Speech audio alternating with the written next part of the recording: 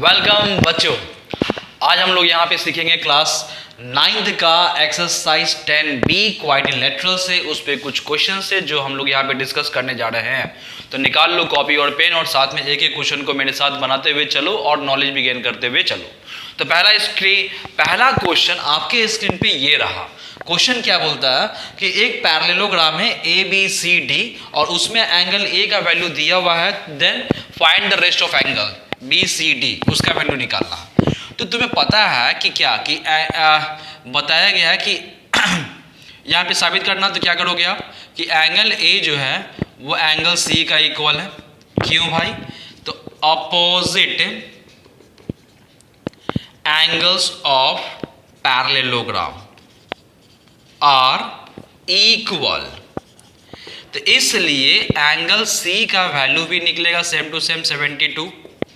ठीक है बच्चा, आगे देखना। तो तुम्हें पता है कि A से लेकर B और C से लेकर D, यानी कि AB जो है वो DC का पैरेलल है एंड ट्रांसवर्सल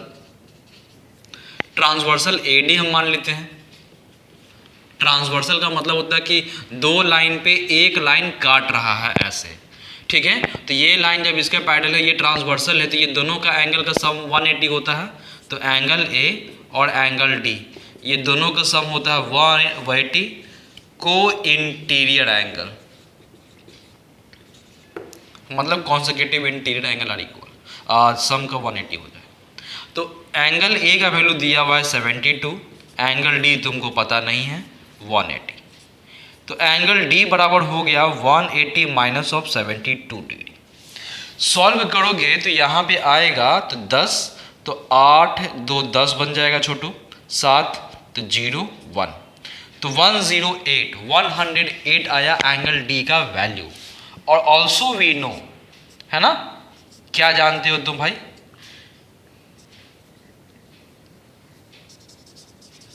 कि एंगल D जो है ना वो एंगल B का इक्वल होगा वही opposite angles of the parallelogram. Opposite angles of parallelogram are equal, तो इसलिए एंगल B का भी वैल्यू तुम्हारा निकलेगा 108। ये हो गया आपका आंसर। तो मेरे ख्याल से ये क्वेश्चन आपको समझ में आया होगा। बढ़ते नए क्वेश्चन की तरफ। नए क्वेश्चन में यहाँ पे बताया गया है कि यहाँ पे पैरेललोग्राम दिया हुआ है ABCD is a parallelogram. Angle A का वैल्यू दिया हुआ है, एंगल ये वाला वैल्यू दिया हुआ है, DBC का वैल्यू दिया हुआ है। कैलकुलेट CDB, तो कहाँ पे है CDB, इसको एक निकालने के लिए बोल रहा है। और दूसरा बोलता है ADB, इसको निकालने के लिए बोल रहा है। तो हम लोग को पता है, वी नो, जब ABCD पैरेललोग्राम होगा तो एंगल A जो है वो एंगल C का इक्वल हो जाएगा, वही अपोजिट एंगल्स ऑफ पैरेललोग्राम। ठीक है, तो इसलिए आपको पता चला कि एंगल C का भी वैल्यू तुम्हारा 80 ही निकलेगा। क्लियर है बच्चा? And also you know that in triangle BCD, तो इन ट्राइंगल BCD तो पता है आपको क्या कि ये तीनों का एंगल का सम, यानी कि इसका नाम क्या दे दोगे आप, ये 1 2 है तो इसका नाम दे दो 3, ये तो C है ही। तो पता है कि एंगल 1, एंगल C और एंगल 3 ये तीनों का सम तो 180 हो जाएगा। बिकॉज यहाँ पे इसीलिए पिक्चर बनाना पड़ता है। पिक्चर बना दोगे तो 1 2 3 4 देकर वो इस ऐसा टाइप को लिखने से बचोगे, आप आराम से कर लोगे आप। ठीक है ना? तो पता है क्यों हुआ, the sum of angles of triangles is 180। ठीक है छोटू, तो एंगल 1 का वैल्यू तुमको तो पता नहीं है। एंगल C का वैल्यू ऑलरेडी इससे निकाल दिए थे 80, है ना, जो निकाला हुआ था। एंगल 3 दैट इज कॉल्ड ये DBC था, 60 था, लिख दिया 180। सॉल्व करेगा तो एंगल 1 हो गया, इसको सॉल्व करेगा तो कितना हो जाएगा 140 हो गया is equal to 180। So angle 1 is equal to 180 minus 140, because ये प्लस में इक्वल टू ये साइड जाएगा तो माइनस में, तो ये हो गया 40 डिग्री।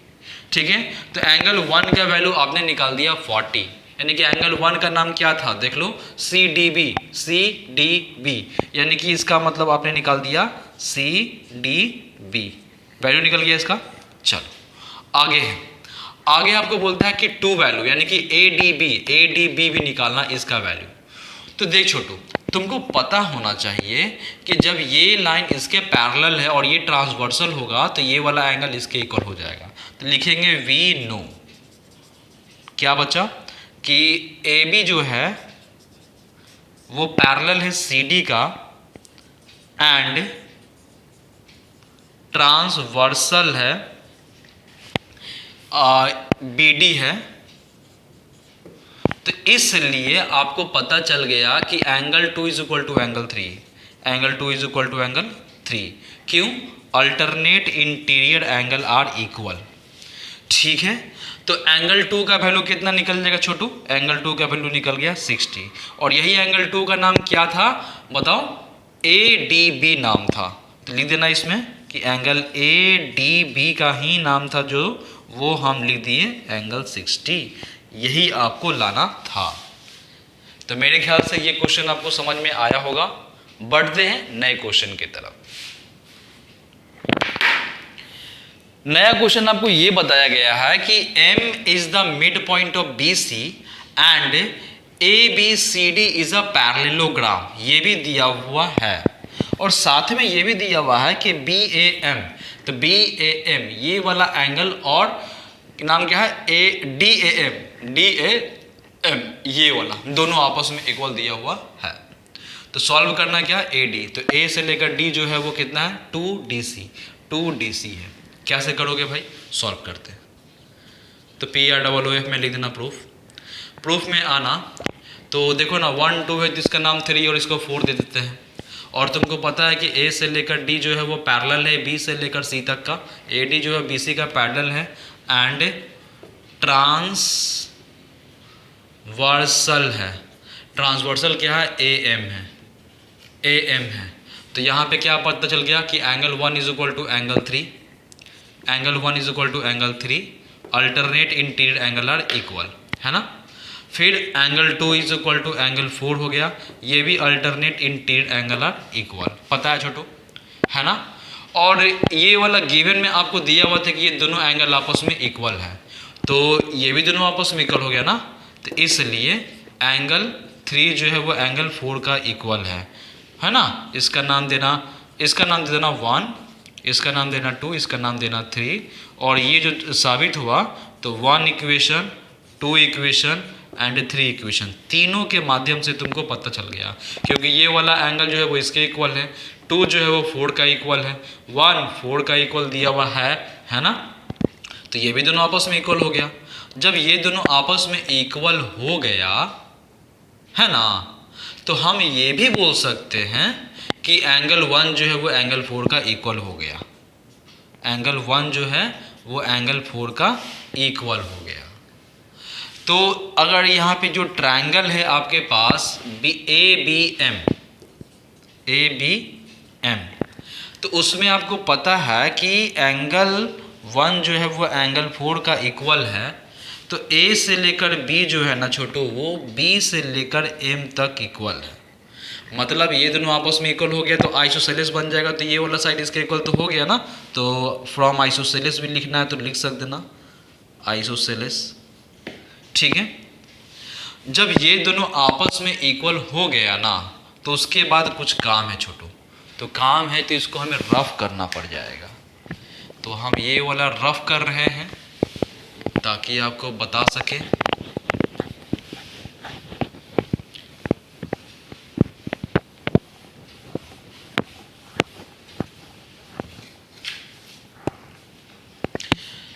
तो तुम्हें पता है B से लेकर C तक, तो अकॉर्डिंग टू क्वेश्चन पता है B से लेकर C तक क्या होता है छोटू? BM होता है और CM होता है, ये तो पता है।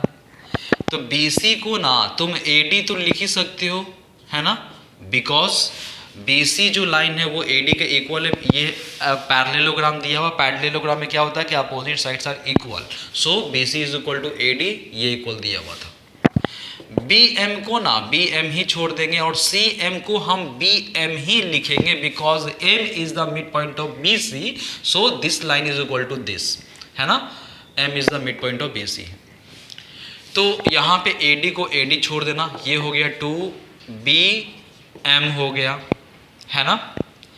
तो ए डी को ए डी हम फिर से छोड़ दिए, 2 को 2 छोड़ दिए, बी एम है तो बी एम किसका वैल्यू था, ए बी का था, ए बी, तो लिख देना फ्रॉम अबव, इसका नाम क्या दोगे, फोर्थ इक्वेशन मान लेना, क्या दिक्कत है। तो यहाँ पे लिख देना फ्रॉम या इक्वेशन फोर्थ से आ गया, ठीक है ना, फ्रॉम इक्वेशन फोर्थ, ठीक है। तो अब ये तुम्हें ए डी को ए डी छोड़ देना, 2 को 2 छोड़ देना, ए बी जो है वो सी डी का इक्वल है, सी डी का इक्वल है because A B C D is a parallelogram and opposite sides are equal in the parallelogram, so A B जो है वो इसके तो इक्वल होगा ही, है ना।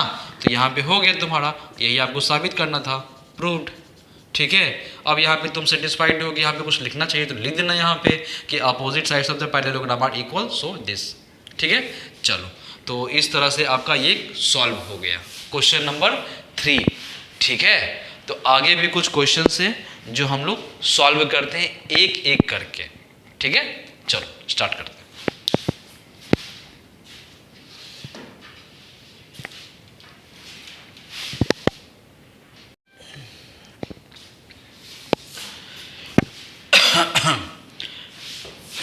तो चलो छोटो, नया क्वेश्चन आपके स्क्रीन पे ये रहा, question number 4 quadrilateral exercise 10B, है ना।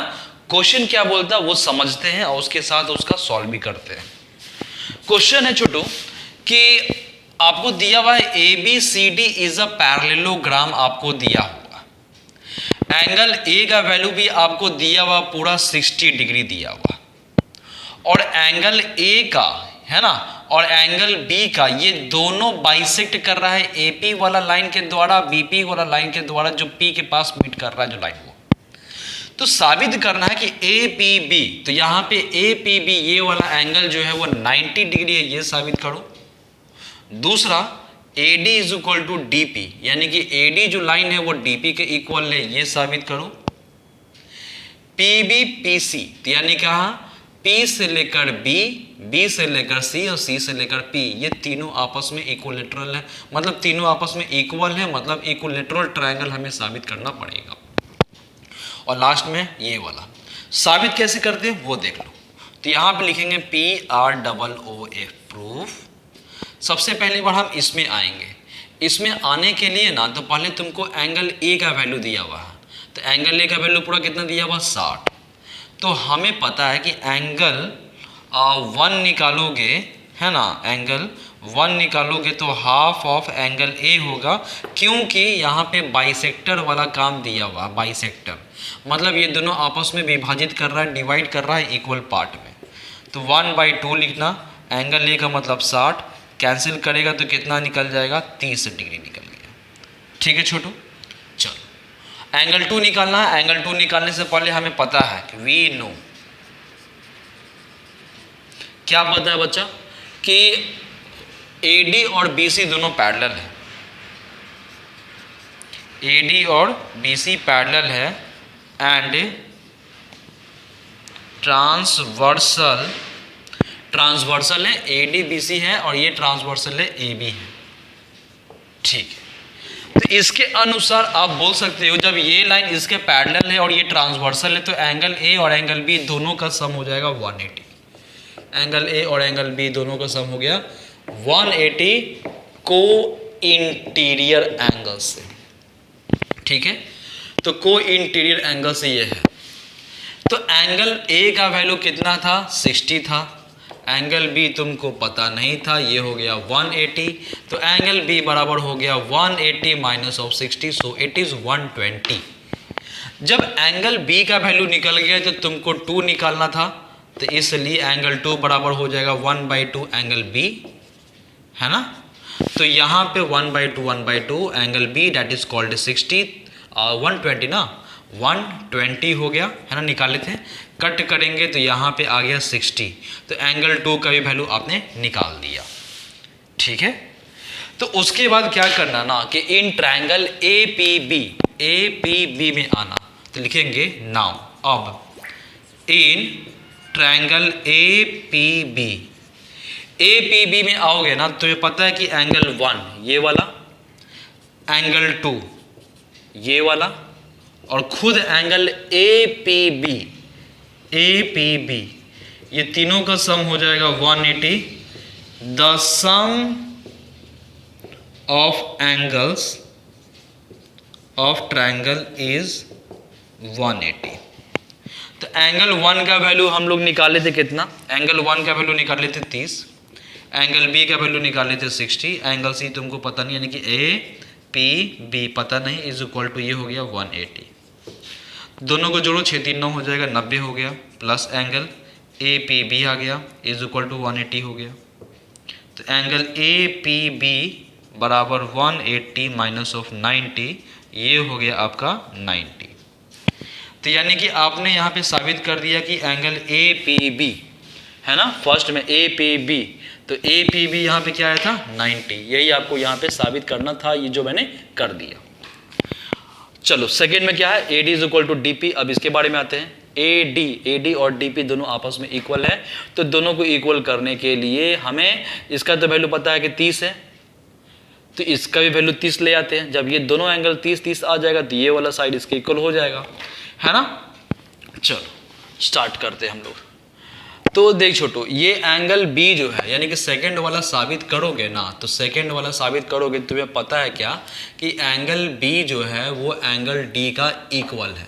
क्यों, लिख देना opposite angles of parallelogram are equal. तो इसलिए आपको क्या पता चल जाएगा छोटो कि एंगल डी है, तो एंगल डी का भी वैल्यू तुम्हारा निकल जाएगा कितना 120 निकल जाएगा। ठीक है, ये जब एंगल बी का वैल्यू जो निकाले थे ना हम लोग 120, तो ये पूरा एंगल भी निकल जाएगा 120, बिकॉज पैरेललोग्राम का अपोजिट एंगल्स इक्वल होता है। ठीक है, आगे चलो। जब ये 120 निकल गया तो इसका कुछ के लिए नाम दे देना, तो इसका नाम देते हैं 3 और इसका नाम तो डी है ही। तो लिखना इन ट्रायंगल ए डी पी, तो ए डी पी में आओगे ना तो पता है कि इसमें एंगल 1 है, फिर इसी में तुम्हारा 3 था, और खुद आपस में ये आपका डी था, तीनों का सम तो 180 हो जाएगा। पता है क्यों, वी नो, तो यहाँ पे लिख दोगे, है ना, और यहाँ पे लिख देना the sum of the angle, the sum of angles of triangle is 180। तो एंगल 1 का वैल्यू कितना था छोटू, 30 था, निकाल चुके थे। एंगल 3 का वैल्यू कितना था मुझे पता नहीं, है ना। एंगल डी इसी का जस्ट अपोजिट था, तो ये हो गया तुम्हारा कितना 120, कितना हो गया 130, तो कितना हो जाएगा एंगल 3 लिख देना, और ये हो जाएगा तुम्हारा 150 इज इक्वल टू 180। तो एंगल 3 इज इक्वल टू क्या हो जाएगा 180 माइनस ऑफ 150, तो ये हो गया 30 डिग्री। ठीक है, तो एंगल 3 का वैल्यू भी निकल गया आपका 30 डिग्री, है ना। तो इसका मतलब ये है कि एंगल 1 और एंगल 3 ये दोनों आपस में सेम हो गया इसी ट्रायंगल में ए पी डी पी में। जब दोनों सेम हो गया तो एंगल 3 और एंगल 1 दोनों तो आपस में इक्वल हो गया, और जब इक्वल हो गया तो हम तो बोल सकते हैं कि ए से लेकर डी जो है वो इक्वल हो जाएगा डी से लेकर पी। क्यों भाई, तो फ्रॉम आइसोसेलेस ट्रायंगल्स। ठीक है, ये हो गया साबित, ये हो गया तुम्हारा कौन सा सेकंड वाला साबित हो गया। इसी में सेकंड में एक और बात दिया हुआ था कि ये वाला देखो, ये लाइन तीनों आपस में इक्वल है, ये साबित करना है। हम तो ये 60 साबित कर दिए, तो ये पता है कि एंगल ये, तो यहाँ पे थर्ड वाला साबित करोगे ना तो यहाँ पे ऐसे लिख देना थर्ड, और तुम्हें पता है कि एंगल ए जो है ना वो एंगल सी का इक्वल है, वही opposite angles of the parallelogram are equal, तो लिख देना अपोजिट एंगल्स ऑफ पैरेललोग्राम। तो इसलिए एंगल सी का भी वैल्यू कितना निकल गया 60, है ना। एंगल 2 का भी वैल्यू निकल जाएगा कितना 60, जो निकाल चुके थे यहाँ से, है ना। तो एंगल P ये वाला का वैल्यू निकालना, तो इसका नाम दे देना क्या चाहिए, इसका नाम दे देते हैं 4 कुछ देर के लिए। तो हम क्या करेंगे, इन ट्रायंगल में आएंगे, तो जगह तो है नहीं छोटू, तो इसके लिए कुछ तो मिटाना पड़ेगा। हाँ चलो वहाँ पे थोड़ा सा देखते जगह है तो लिखेंगे इन ट्रायंगल BCP। तो BCP में आओगे तो पता है क्या कि एंगल 2, फिर एंगल 4 और एंगल खुद C, ये तीनों का सम हो जाएगा 180। क्यों, the sum of the angle of triangle is 180। Angle 2, तो एंगल 2 कितना दिया हुआ था 60। एंगल 4 तुमको पता नहीं था, एंगल C तुमको पता है 60 इज इक्वल टू 180।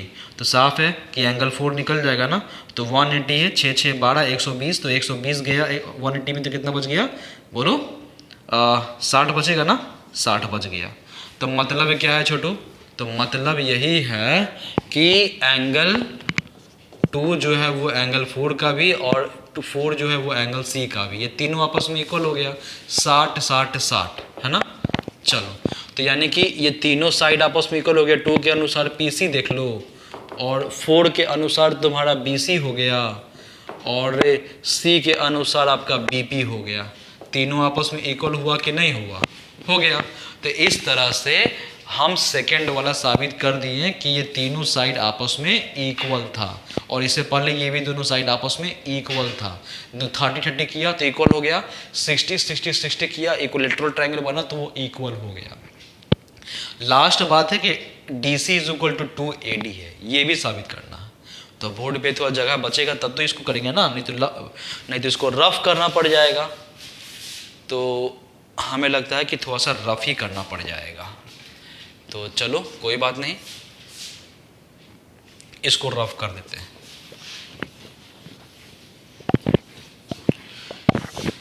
तो रफ किए तो तुम्हें देखो यहाँ पे DC इज इक्वल टू ये वाला, तो थर्ड नंबर में आप कर लेना, क्या करना बच्चा, तो DC, तो DC बराबर तुम क्या लिख सकता है, DC बराबर लिखता है कि DP अब प्लस PC। तो हम DC को DC छोड़ देंगे, और DP जो है ना, DP बराबर AD था तुम्हारा, तो हम AD लिख देंगे, है ना, क्योंकि आइसोसेलेस ट्रायंगल से दोनों मैंने आप इक्वल किया था, जो वहाँ पे लिखा हुआ ना, ये वाला चीज मैंने ये साबित किया था मैंने, है ना। ये फर्स्ट था, ये सेकंड था, ये थर्ड था, वो मतलब इक्विलेटरल ट्रायंगल, ये भी तुम्हारा साबित हो गया था DP, है ना। तो क्या था छोटू, तो AD is equal to DP, तो यहाँ पे PC, तो PC कहाँ पे है, PC, तो PC जो है वो भी तो BC का इक्वल था ना, BC को का इक्वल। अगेन यहाँ पे A से लेकर D हो गया, और BC जो है वो भी AD का इक्वल है, because opposite sides of the parallelogram are equal. तो यहाँ पे देखो DC तो हम लिखते हैं, ये भी तुम्हारा DC ही रहेगा, तो 2AD हो जाएगा, है ना। और ये सब लिख देना, फ्रॉम अबव ही लिख देना ना, सबसे अच्छा फ्रॉम अबव, इतना भी लिख दोगे तो काफ़ी है, because you know that, and also ये were given to right opposite sides of the parallelogram are equal, ठीक है ना।